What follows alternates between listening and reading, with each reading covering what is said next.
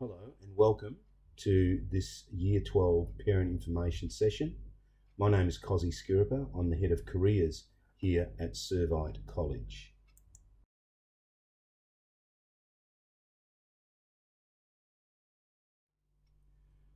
The aims of this session are threefold. Firstly, to get an understanding of the graduation requirements that our Year 12 students need to fulfil in order to get a Western Australian Certificate of Education.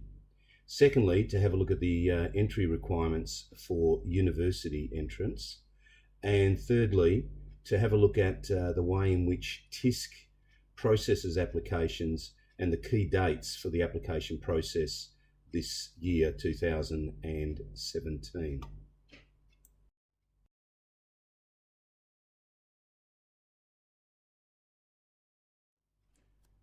Students in upper school have a number of pathways that they can choose from. This session specifically looks at the ATAR pathway, which is the pathway that students who are interested in entering directly into a university would follow.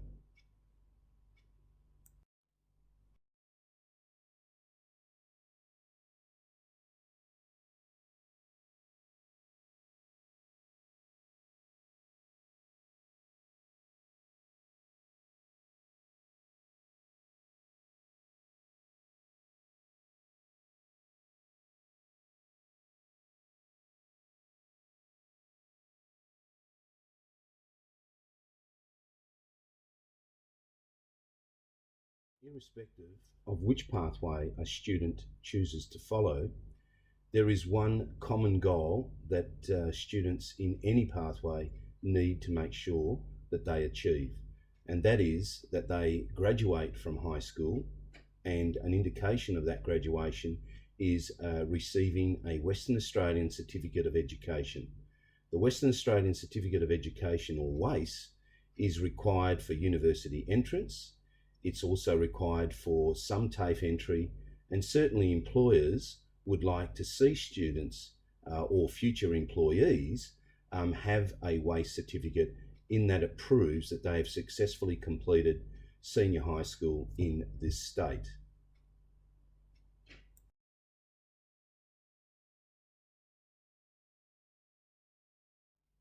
So, what does a student need to do in order to graduate from high school and receive a Western Australian Certificate of Education, or WACE?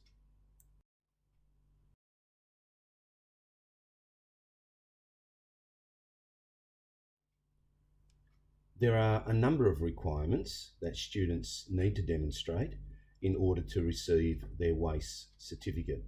Firstly, they need to show a breadth and depth, and they do this by completing at least 20 units or equivalent. At least 10 of these 20 units have to be at Year 12. Now, this is not normally a problem. Students here at Servite complete 6 subjects in Year 11 and another 6 in Year 12. Each of the courses or subjects consists of 2 units. So over the 2 years, most students will complete 24 units.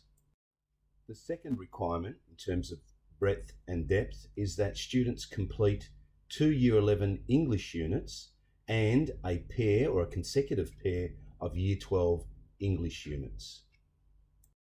Again, to make sure that they show breadth, students are expected to complete at least 1 pair of units from what we call List A, which is all those courses in the arts, languages and social sciences area, and 1 pair of units from List B, which is the mathematics, science and technology areas in Year 12.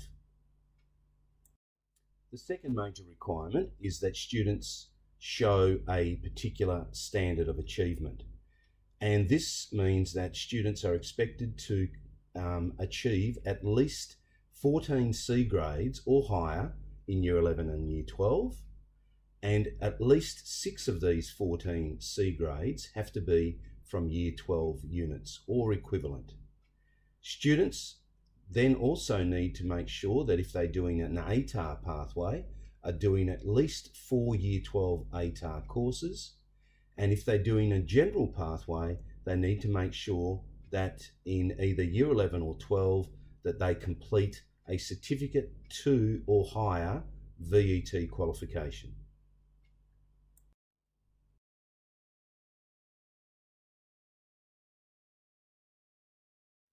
Continuing with the WACE requirements, students also need to show that they have achieved a certain level of literacy and numeracy, and this level or standard is regarded as essential for individuals to meet the demands of everyday life and work in a knowledge-based economy.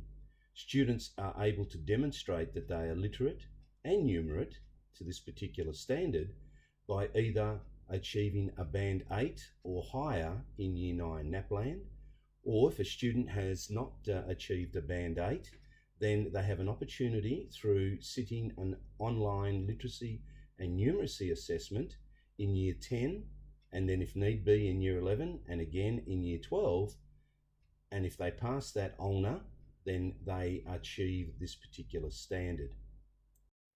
Students who are completing VET qualifications or endorsed programs can offset the unit requirements for secondary graduation as shown in this particular diagram.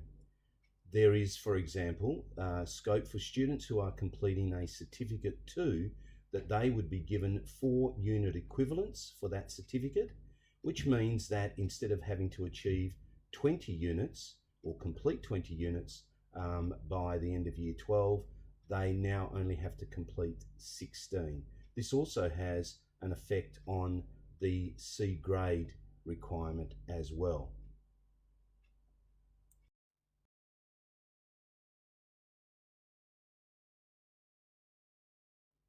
So let's start by looking at the university pathway.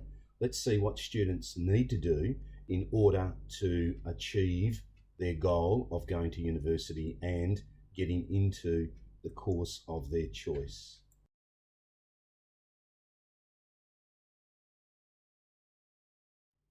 This slide has information on 2 organisations that are extremely important to all Year 11 and 12 students. The first one is known as the Tertiary Institution Service Centre, and this is the organisation that has been set up by the 4 public universities. TISC's main role is in ranking ATAR students and then allocating students to different courses at the various universities. The second organisation is the School Curriculum and Standards Authority, known as SCASA. SCASA has overall responsibility for curriculum delivery in schools, the content of that curriculum, and also is directly involved in setting up the WACE exams, the marking of WACE exams, then the allocation of grades, and also the issuing of statements of results and the WACE certificates.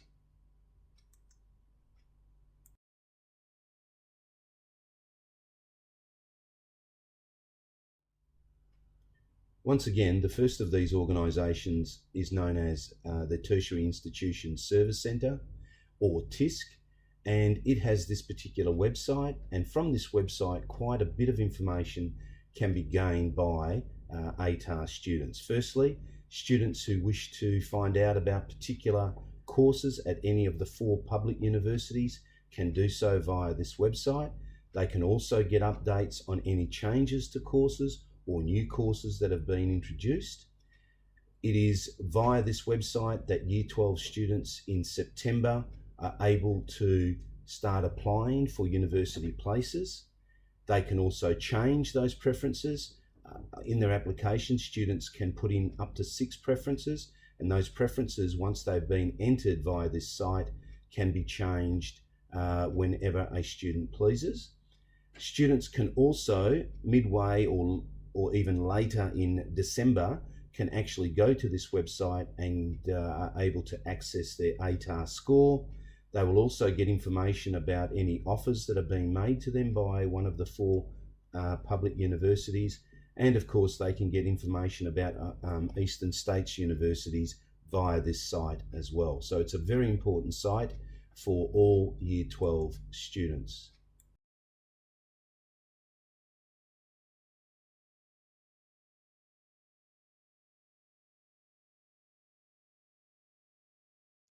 So what does a student on a university pathway need to do in order to gain entry into the course of their choice at the university of their choice?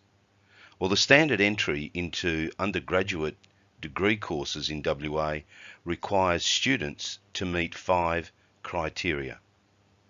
Firstly, students must achieve the WACE graduation certificate. This is known as the WA Certificate of Education, and this was discussed in earlier slides.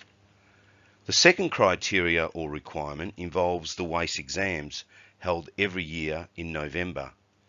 Each ATAR subject a student studies in Year 12 has an ATAR exam that students are compelled to sit. So a student studying 5 ATAR subjects would have at least 5 WACE exams in November of Year 12, one exam for each subject. These WACE exams are compulsory. The third requirement is that a student's academic performance in Year 12, measured by a score known as the ATAR rank, is high enough to get into the course of their choice at the university of their choice. We will be discussing the ATAR in detail in the next slides. Everyone needs a certain level of English proficiency to cope with university study. So the fourth requirement is that a student demonstrates this proficiency in English by achieving a scaled score of 50% or more in Year 12 English, ATAR, or Literature, ATAR. Quite a number of courses at university require students to have completed certain and passed these subjects with at least a 50% or more in Year 12. These Year 12 subjects are called prerequisites. Prerequisites are courses a student needs to have passed in Year 12 in order to successfully complete certain courses at university, and we will discuss these prerequisites in the next slide.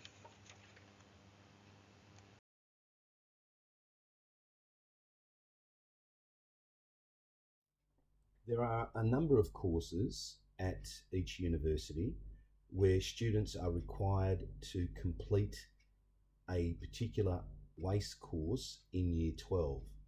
To meet the prerequisite requirement, they need to have gotten a scaled score of 50 or more in that prerequisite ATAR course in Year 12. Some courses have other requirements that are prerequisites for entry into that particular course, and these requirements would normally be conveyed to students at the time that they apply through TISC.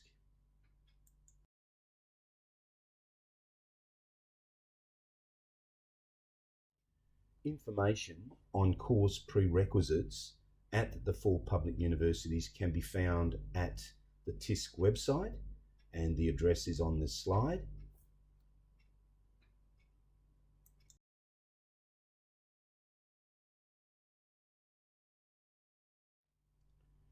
As already mentioned, one requirement for university entrance is that students achieve an ATAR that is high enough for the particular course that they wish to enter. ATAR stands for the Australian Tertiary Admission Rank. It indicates a student's rank position in the total Year 12 school leaving age population in WA for that year. An ATAR of 75 means that a student has performed better than or equal to 75% of all the Year 12 school leaving age people in WA in that year. Another way of looking at that is that students with an ATAR of 75 have achieved in the top 25%. So a 92 places the student in the top 8% of the state. ATARs are used in all states except Queensland. The ATARs are used solely to place all students on a ranking scale, and then the universities use these ATAR scores to determine the placements of students into their particular courses.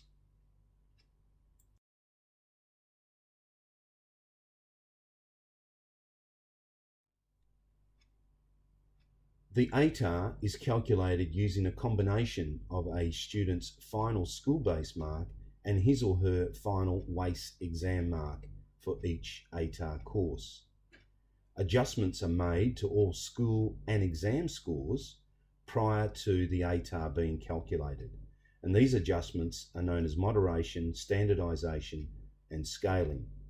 The function of these moderations and adjustments are to ensure that students who are doing more difficult courses than others are not disadvantaged. Also, that students who may have a teacher who is a particularly hard marker is not disadvantaged, and so on. So the ATAR is based on a student's 4 best ATAR subject results.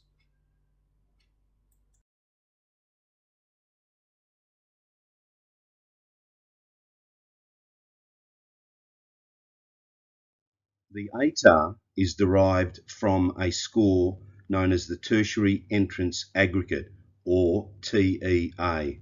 This score is calculated by adding the best 4 scaled scores plus 10% of the scaled score of a language other than English, that is a LOTE subject, and at Servite that would be Italian ATAR if a student has studied that subject. And as of 2017, students who have studied mathematics methods and or mathematics specialist also receive an extra 10% bonus of their final scaled score for one or both of those particular courses. The maximum tertiary entrance aggregate then is 430.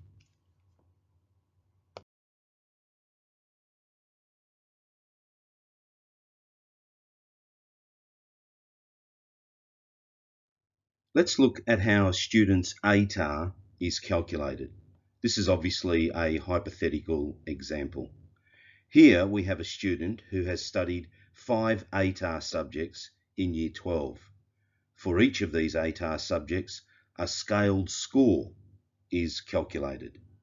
These scaled scores, when added together, allowed the student to achieve an ATAR of 75.4. Now, how was this calculated?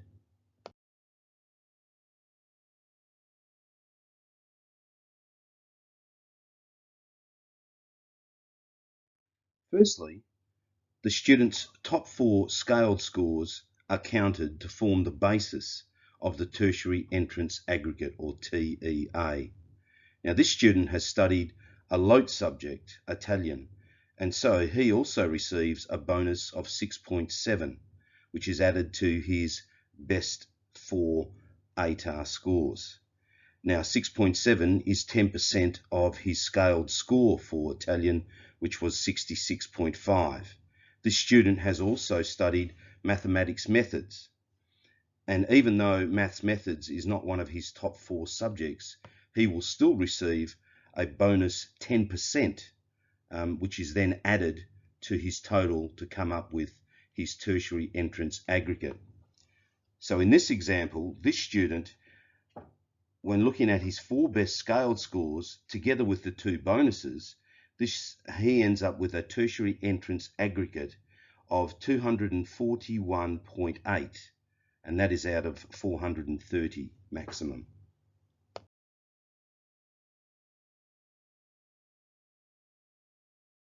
In this way, TISC calculates the tertiary entrance aggregate, which you'll remember is out of 430, for every eligible student. That is, every student that is doing 4 ATAR or more in that year. Each year, this number is around about 11,000 students. All these tertiary entrance aggregates for the 11,000 approximately students are then put in rank order from the highest right through to the lowest.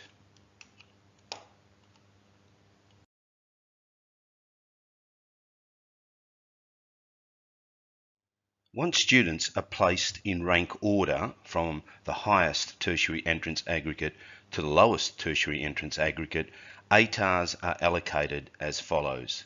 The top 0.05% of the approximately 11,000 students that year, which is usually about 15 students, are given the highest ATAR of 99.95. This is the highest ATAR possible. The next 0.05% or 15 students receive an ATAR of 99.90. The next 0.05% receive an ATAR of 99.85, and so on.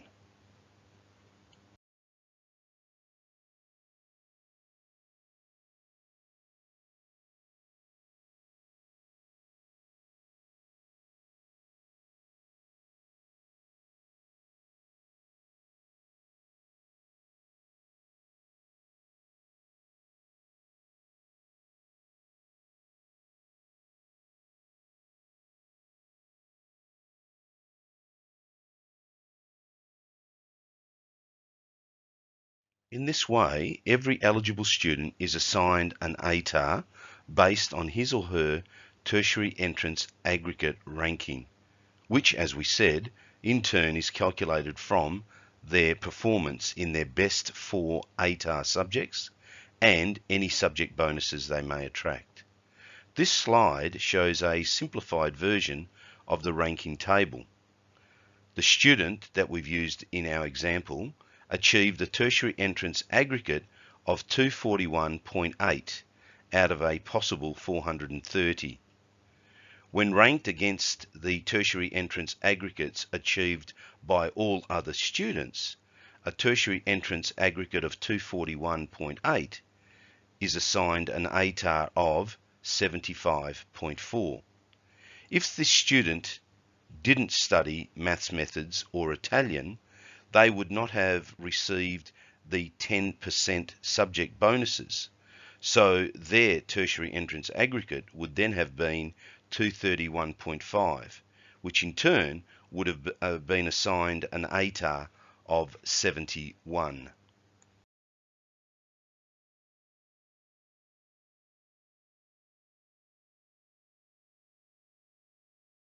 You may remember that earlier we clarified that an ATAR of 75 doesn't mean that you've achieved 75% in each of your ATAR subjects, but rather a 75 ATAR indicates that you have achieved in the top 25% of students in that year, or your results are such that you are equal to or 75% of students that year. This slide shows the average required across the best 4 subjects to achieve particular ATARs in 2017.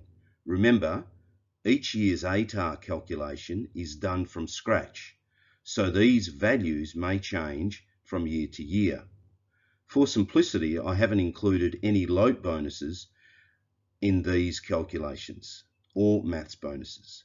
We have merely divided the required tertiary entrance aggregate for particular ATARs by 4. You can see that in 2017, if you achieved an average of 57.4 across your best 4 scaled subjects, you will have achieved an ATAR of 75. An average of around 61 in each of your best 4 scaled subjects would result in an ATAR of 80. We're sure you'll agree that's a much more achievable goal to aim for.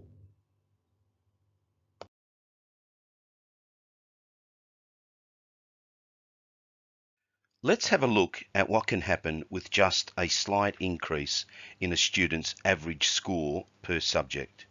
Let's say, for example, a student was sitting around a 50% average at the beginning of year 12. If the student managed to increase their average by just 5%, they would see a significant jump in their ATAR. It's harder to increase your ATAR as you get towards the top of things. but in the 50 to 70 average scaled score range, you can make quite a difference with a bit of improvement.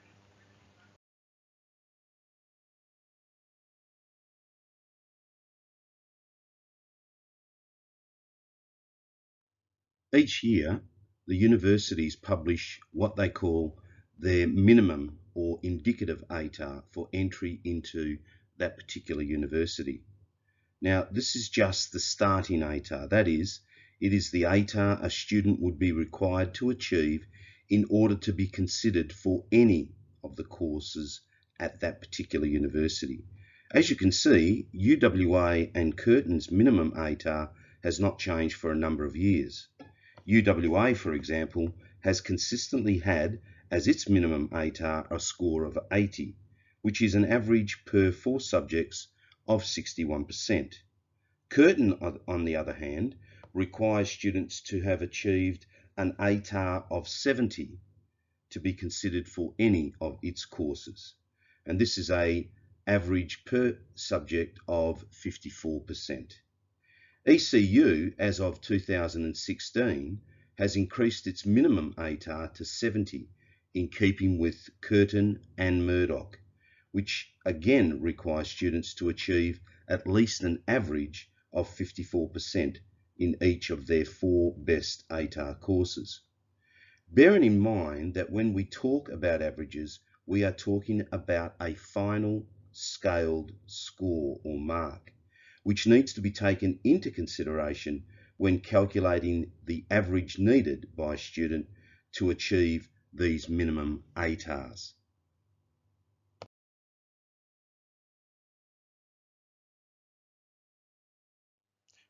In the previous slide, we saw that the minimum ATAR rank to be considered for admission to a university, for example Curtin University, is 70, as it is for ECU and Murdoch universities, while the minimum rank for consideration for a course at UWA is 80. While an ATAR of 70 may get you into some courses at, for example, Curtin University, this ATAR would not gain you entry into the more popular and hence competitive courses. Take, for example, physiotherapy. To gain a place in this course at Curtin over the past few years has required students to have achieved an ATAR of about 90. Similarly, law at Curtin requires a minimum ATAR of 90 and occupational therapy a minimum of 80, and so on. The ATAR required for entry into specific courses, called the selection rank, can vary from year to year according to the supply and demand principle. Essentially, the higher the demand for a course, the higher the minimum selection rank required to get into a course. This slide shows the minimum selection rank required on average over the past few years for a range of popular courses at each of the 4 public universities in WA.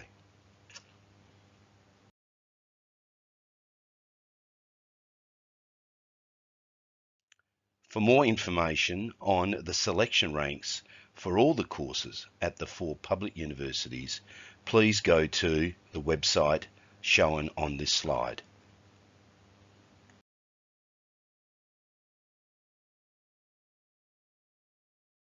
Only about 26% of first-year university students have gained entry to their university course via a traditional ATAR pathway, consisting of at least 4 ATAR subjects.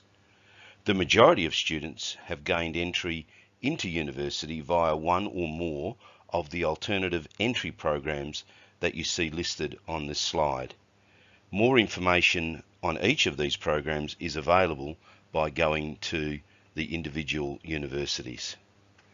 The most common alternative entry pathway to university used by Servite students while in Year 12 are 1. Either 1 or 2 of the enabling courses or bridging courses. There is the Murdoch's FlexiTrack and also the Curtin University Uni Ready course.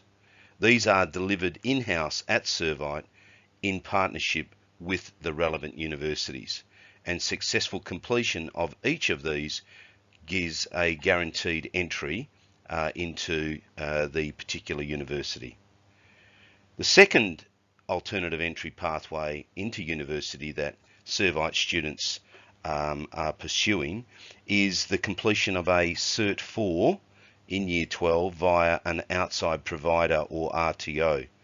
They then use this Cert 4 to gain entry into one of the university enabling courses or bridging courses prior to starting their university undergraduate degree.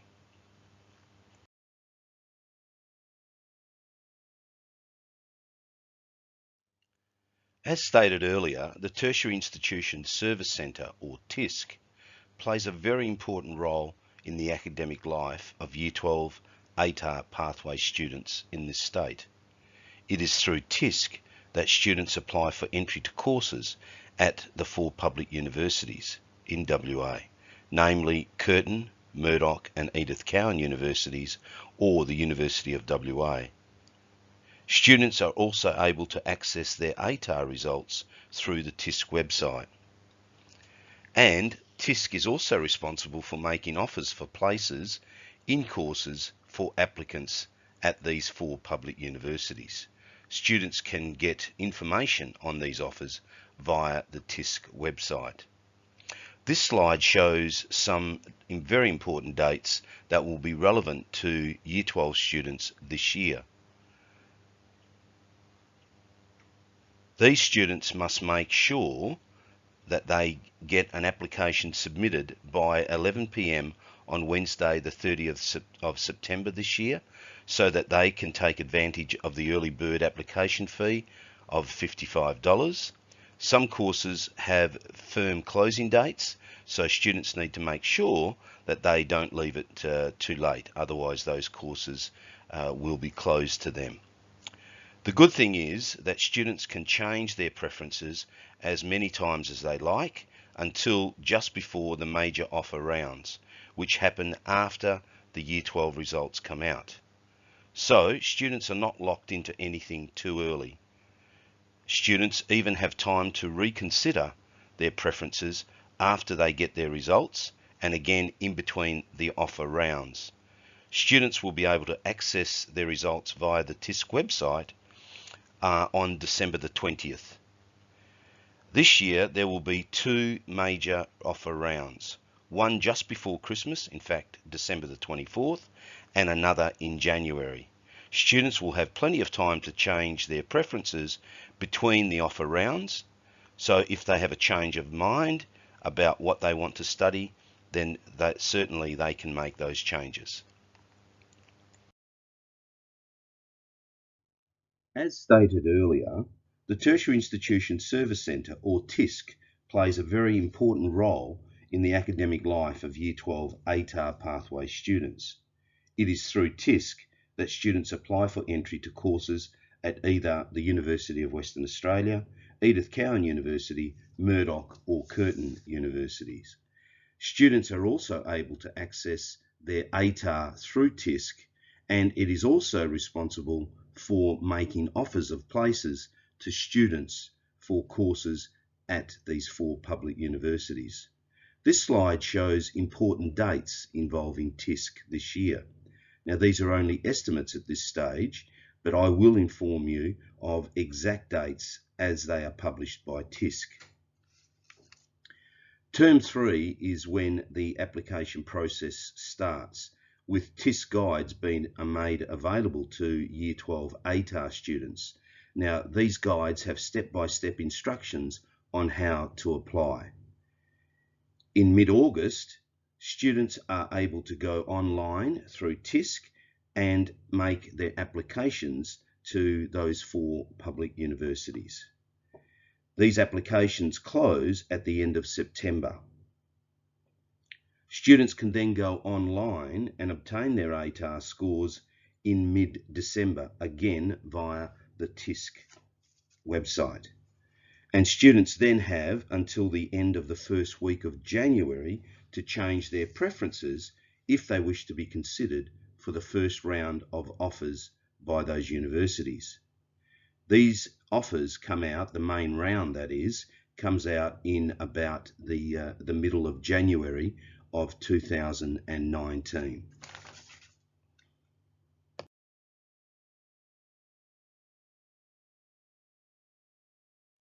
The fifth university in Western Australia is the University of Notre Dame. It is a private Catholic university. The contact details are shown on this slide.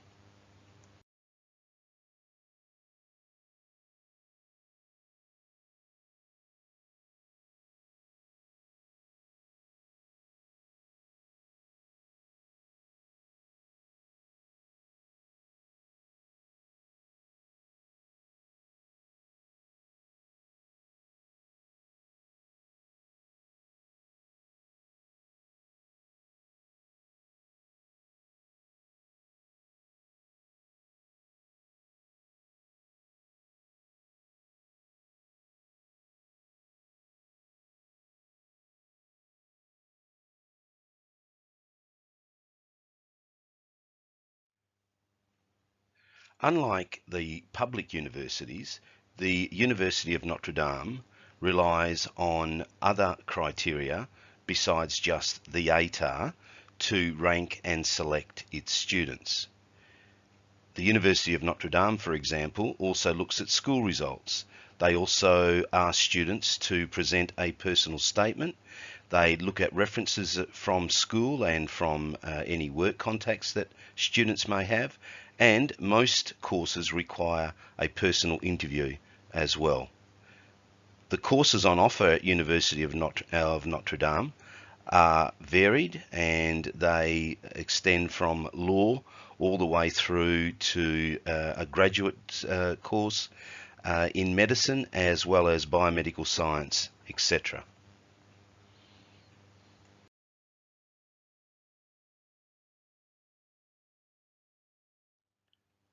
The next set of slides looks at how the application and offers process for places at the four public universities here in WA works.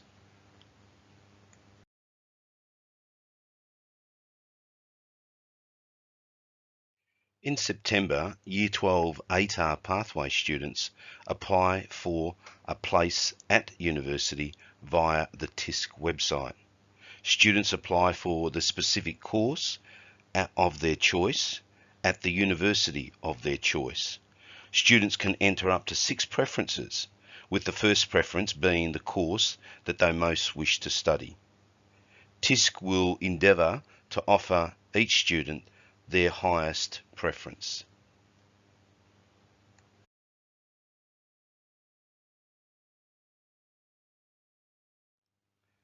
As mentioned earlier, there are 2 major offers rounds that occur after Year 12 results are released. A student's options after the first major offer round in December depends on whether or not they have been offered their first preference, which we hope is their dream course. How students can respond to the offer that is made by TISC on behalf of the university is explained in the next series of slides.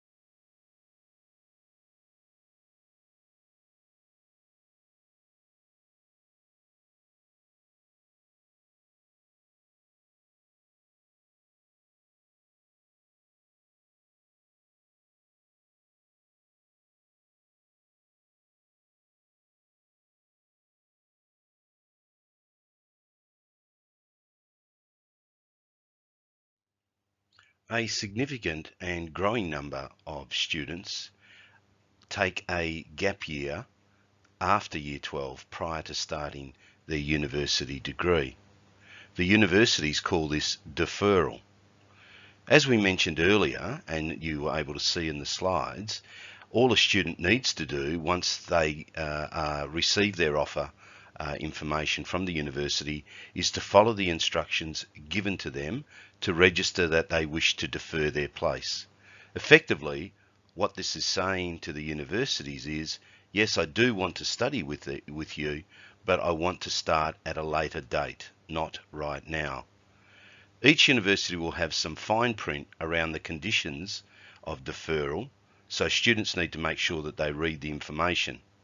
Usually, once a student is ready to take up his or her place with the university, they can go directly to that university and they will be given instructions on how to enrol.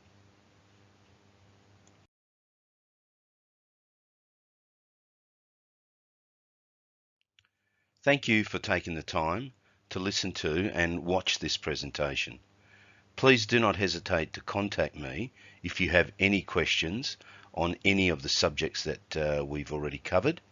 And you can do that preferably either via my email address or via the college phone. The numbers and address are on this slide.